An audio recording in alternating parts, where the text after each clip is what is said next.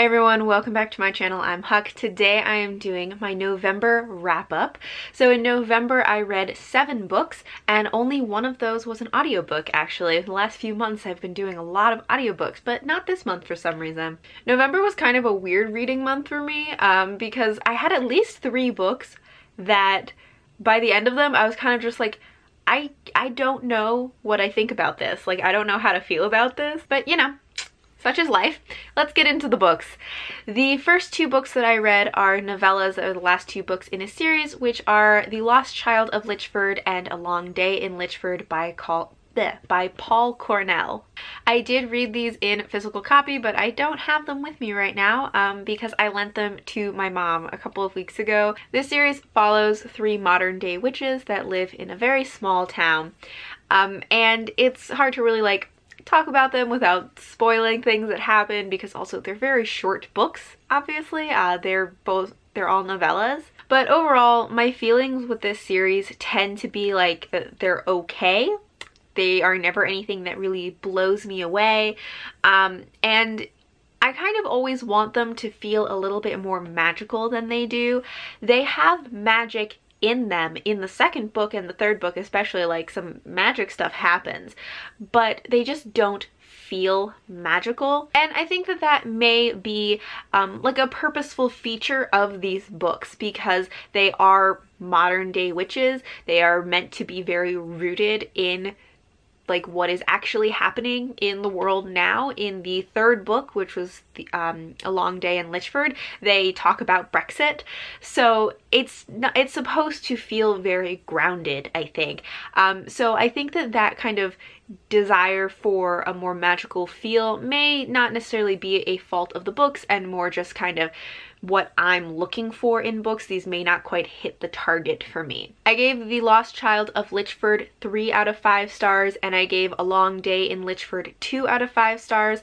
The reason that the third one had a lower rating is because there was something about it. This is one of the books that I kind of was like, I don't know how to feel about this. So this was the first one of the month that something just felt kind of off to me, and I wasn't totally sure why, but that's why it got a lower rating. The next book that I read was an audiobook, which I actually just realized that I listened to 2 audiobooks this month because I forgot that I read this one, which is Rising Strong by Brene Brown. This is the second book by Brene Brown that I have listened to. She is a researcher who researches topics like shame and vulnerability, how they impact people's lives, and how they can use those things to live better, fuller lives. So Rising Strong is a lot about resilience, actually. And I thought that it was an interesting book. I guess I forgot to say this is a nonfiction book if that wasn't obvious. But I thought it was really interesting. I do enjoy Brene Brown's books. I think that this is one that I might listen to again at some point because I don't know if I really like absorbed everything in it, but I plan to be reading more of her books. Then I read The Mad Ship by Robin Hobb. This is the second book in the Live Ship Traders trilogy. And so again, since it's continuing a series, I can't necessarily really go into what is going on in this book, but this story is a multi-perspective, like a lot of perspectives, high fantasy story that follows, as I said, many different people, but the main core is this family that has a live ship. Live ships are a special kind of magical ship that they have their own sentience and they have personalities and they can speak and all of this, and they're extremely valuable ships for many different reasons. In the first book, one of our main characters, Althea, wanted to inherit her family live ship, but her family wanted to prevent that from happening, and that sets off a whole series of events. Stopping her from inheriting the ship just creates so many problems for everybody involved. But this series has so much stuff going on. There are pirates and slave traders and sea serpents and dragons and politics, like world politics, family politics, just so much happening in this. I mean, it's a very chunky book. It's about 900 pages, so you would think a lot of stuff was going on. As I said, this is the second book, and I really enjoyed this one a lot more than the first book. This is a pattern that I'm starting to notice with Robin Hobb's books. This is only the second series by her that I have read, but it seems to me that so far I don't really like the first book in the series usually very much, and then the second book I enjoy a lot more. So I'm really interested to read the third book to see kind of if this pattern continues. In this book, I think the story moves along a little bit better. Also, some of our characters' storylines are intersecting more, so it's a little bit more manageable, even though we still have many perspectives. There are fewer storylines since they're all kind of starting to clump together.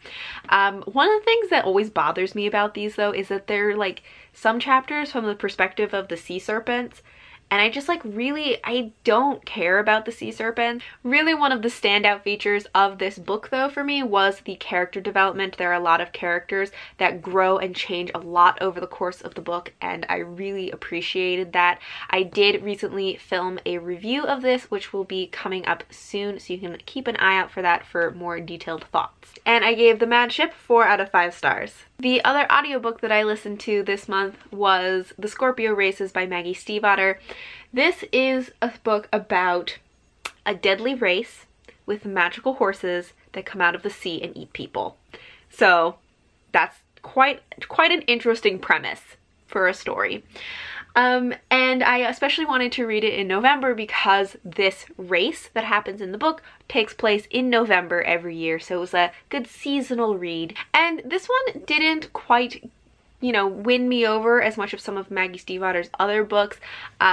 I think that I may have enjoyed it more if I had read the physical copy. Obviously, I'm holding up the physical book right here because I own this, but I didn't think that I would have time to read the physical book along with all of the other books that I was reading this month, so I decided to listen to the audiobook. But I just like holding the book if I can, so it's here. But I actually read a couple of chapters from the physical book, and I liked it a lot better than the audiobook, but I have a really hard time switching between physical and audiobook because once I've started in audio, like, I just want to finish it that way. I did enjoy it, but I think I would have enjoyed it more if I had read the physical book. So this is one that I might come back to in the future and reread and see if I like it better that way. For the first 2/3 of this book, I was really not that invested in it, and then at the last like third, I got much more invested. I enjoyed it much more. I got much more into the story and the characters, and I cared a lot more about what was happening. So it definitely had a very slow start and middle, and it was really the end that I liked. But as I said, this is one that I am willing to come back to, and I gave it 3.5 out of 5 stars. I think it was enjoyable, but not like one to rave about. And now we're coming to the second book of the month that I did not know quite how to feel about it after I read it, which was Speaker for the Dead by Orson Scott Card. This is the 80s pick for my Science Fiction Through the Decades reading challenge, which is a challenge that I set at the beginning of the year, where I read one book from that was published in every decade from the 1950s to the 1990s that was influential to the genre of science fiction. This was the 80s pick. With this book, I do want to put a bit of a caveat on it. That Orson Scott Card is a person that I do not want to really support as an author, like as a person, because I don't agree with a lot of his views on things, but I do still want to read some of his books. I think some of his books are important to read because they are influential to the science fiction genre. Not important for like everybody to read ever, but important to me because I'm just interested in reading books that have been influential to the genre. But as I said, I don't want to support him by buying his books. So whenever I get his books, I buy them at used bookstores so that the money I'm spending on the books does not go back to supporting him as an author. It only goes to supporting the used bookstore. And I am always okay with supporting used bookstores. But yeah, I just kind of wanted to make that clear that I am aware that Orson Scott Card is a problematic author, but I have come to this compromise for myself that I am comfortable with. So all of that being said, this is the second book in the series. It is a science fiction story about our main character, Ender. In this one, he is grown up. He is an adult. He is now the Speaker for the Dead, who is somebody that can be called upon to, after someone has died, to find out about their life, and he speaks about their life and the truth of their life, not the, you know, rose-colored glasses version of their life, the way that many people do at like funerals. In this, we also follow a group of scientists who are living on a planet with an alien species. They are studying this species. One of the scientists dies and they call upon the speaker of the dead. And this one, I didn't love it. I really enjoyed the first book of the series, but the second one, I did not care about the alien species that was there. I didn't think that they were very interesting. A lot of it felt very much like it was a mystery. Like there were many mysteries that were going on, but I didn't care about any of them.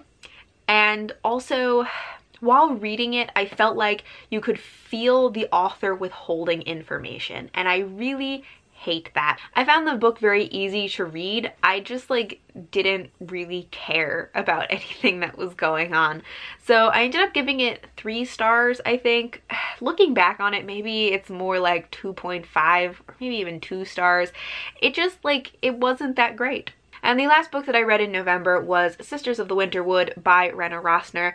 This is a retelling of the Goblin Market, but it takes place in the Ukraine in a Jewish community with 2 Jewish sisters.